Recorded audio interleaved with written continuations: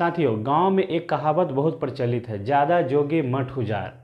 वर्तमान में बिहार के प्रारंभिक विद्यालयों में कार्यरत शिक्षकों के हितों के लिए हो रहे शिक्षक राजनीति पर यदि नज़र डालें तो यह कहावत बिल्कुल सटीक बैठती है। आज की वीडियो में हम इस बात की चर्चा करेंगे कि कैसे बिहार में प्रारंभिक शिक्षकों की नियुक्ति के लिए बने नियमावली व सेवा शर्त बिहार के विद्यालयों में कार्यरत प्रारंभिक शिक्षकों में बेसिक शिक्षक को बहुत पीछे धकेल दिया। वेलकम टू धीर एनालिसिस।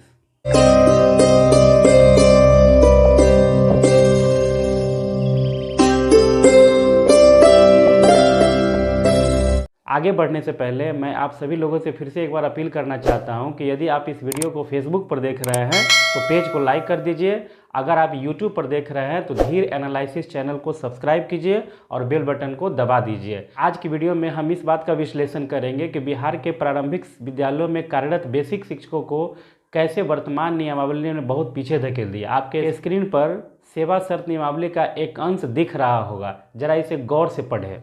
शिक्षित स्नातकोत्तर उच्च माध्यमिक शिक्षक एवं प्रशिक्षित माध्यमिक शिक्षक में प्रशिक्षित उच्च माध्यमिक शिक्षक वरीय होंगे, परंतु प्रशिक्षित उच्च माध्यमिक शिक्षक के नियोजन की तिथि को यदि प्रशिक्षित माध्यमिक शिक्षक जिनकी स्नातकोत्तर की योग्यता तथा कार्यकाल की अवधि दोनों 4 वर्ष पूर्ण हो चुकी हो को वरीयता समान होगी। ऐसे दो शिक्षकों के बीच आपसी वरीयता का निर्धारण ऊपर की उपखंडिकाओं में निर्धारित मापदंड के अनुरूप किया जाएगा।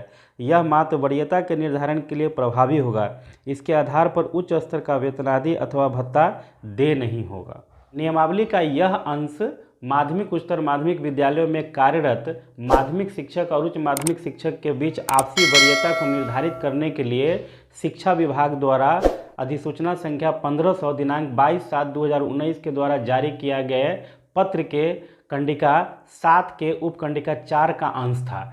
इसके माध्यम से माध्यमिक विद्यालयों में कार्यरत माध्यमिक शिक्षक और उच्च माध्यमिक शिक्षकों के वरीयता को निर्धारित करने के लिए यह अधिसूचना जारी किया गया था। इसके आधार पर विभाग यह स्पष्ट करने का प्रयास किया है कि यदि किसी विद्यालय में माध्यमिक शिक्षक और उच्च माध्यमिक शिक्षक एक साथ कार्यरत है तो उच्च माध्यमिक शिक्षक हर हाल में वरीय होंगे। लेकिन यदि कोई माध्यमिक शिक्षक नियुक्ति की तिथि को स्नातकोत्तर की योग्यता रखते हैं और उनकी सेवा 4 वर्ष पूर्ण हो चुकी है तो 4 वर्ष पूर्ण होने की तिथि को उच्च माध्यमिक शिक्षक और माध्यमिक शिक्षक की वरीयता समान मानी जाएगी।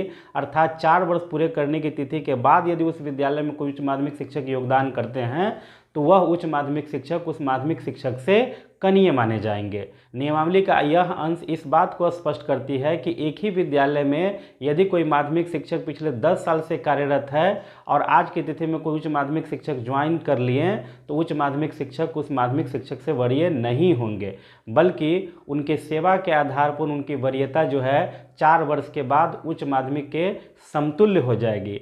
ऐसी व्यवस्था प्रारंभिक विद्यालयों में नहीं है। प्रारंभिक विद्यालय में बहुत सारे ऐसे शिक्षक हैं जो 2003 और 5 में शिक्षा मित्र के रूप में योगदान किए और 1 जुलाई 2006 से वह प्रारंभिक विद्यालय के बेसिक शिक्षक कहलाने लगे।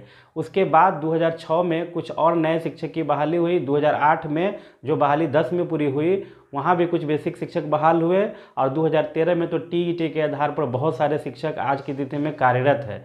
लेकिन आज की तिथि के बाद भी यदि कोई स्नातक शिक्षक उनके विद्यालय में योगदान करते हैं तो पूर्व से कार्यरत जितने भी बेसिक शिक्षक हैं उससे वो स्नातक शिक्षक वरीय हो जाएंगे, चाहे उस बेसिक शिक्षक का जो है सेवा काल 10 वर्ष 15 वर्ष क्यों न हो गया हो, लेकिन उसके उस सेवा का इस वरीयता के निर्धारण में कोई वेटेज नहीं है। जबकि माध्यमिक उच्चतर माध्यमिक विद्यालय में ऐसा नहीं है। माध्यमिक उच्चतर माध्यमिक विद्यालय में 4 वर्ष की सेवा के बाद उस माध्यमिक शिक्षक का जो वरीयता है उच्च माध्यमिक शिक्षक के वरीयता के समान हो जाती है। मेरा मानना है कि प्रारंभिक विद्यालयों में कार्यरत बेसिक शिक्षकों के लिए भी इस तरह के प्रावधान होने चाहिए। एक फिक्स अवधि के सेवा के बाद उनका वरीयता जो है स्नातक शिक्षक के समतुल्य हो जाना चाहिए, ताकि वरीयता निर्धारण में उन्हें इस बात का अफसोस न हो कि हमारी 10 साल 15 साल की सेवा का कोई लाभ हमें नहीं मिल पाया। क्योंकि आज की तिथि में कोई अगर स्नातक शिक्षक योगदान करते हैं तो उनसे वरीय हो जा रहे हैं, जो उनके लिए एक अपमानजनक की स्थिति पैदा करता है। क्योंकि बहुत सारे ऐसे शिक्षकों ने बेसिक शिक्षक के रूप में योगदान किया है जो योगदान की तिथि तक स्नातक शिक्षक के लिए निर्धारित सभी प्रकार की योग्यता रखते थे और आज उनकी सेवा 5 साल, 6 साल, 7 साल, 8 साल, यहाँ तक कि 15 साल तक हो चुकी है, लेकिन उनके इस सेवा का लाभ उन्हें नहीं मिल रहा है। प्रारंभिक शिक्षकों के सेवा शर्त नियमावली में इस प्रकार का प्रावधान नहीं होने से बेसिक शिक्षकों को बहुत बड़ा एक तरह से वरीयता का नुकसान हो रहा है। अगर इस तरह का प्रावधान का डिमांड किया जाए तो निश्चित रूप से यह बेसिक शिक्षकों के लिए बहुत ही फायदेमंद साबित होगा, क्योंकि प्रारंभिक शिक्षकों के नियुक्ति एवं सेवा शर्त नियमावली में स्नातक प्रोन्नति का प्रावधान तो किया गया है, लेकिन प्रोन्नति कितना जल्दी मिलता है यह हम आप सब भली भांति जानते हैं। नियमित शिक्षकों के मामले में अगर आप ध्यान देंगे तो नियमित शिक्षकों को अपने रिटायरमेंट के अंतिम पड़ाव में स्नातक शिक्षक के रूप में प्रोन्नति दिया गया है। इसी बात से हम अंदाज़ा लगा सकते हैं कि प्रोन्नति का मामला कितना जो है त्वरित गति से होता है।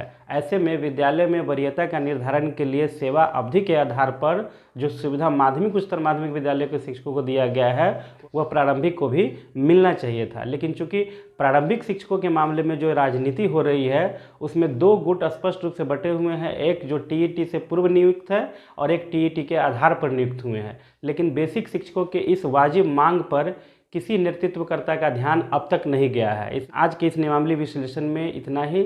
धन्यवाद।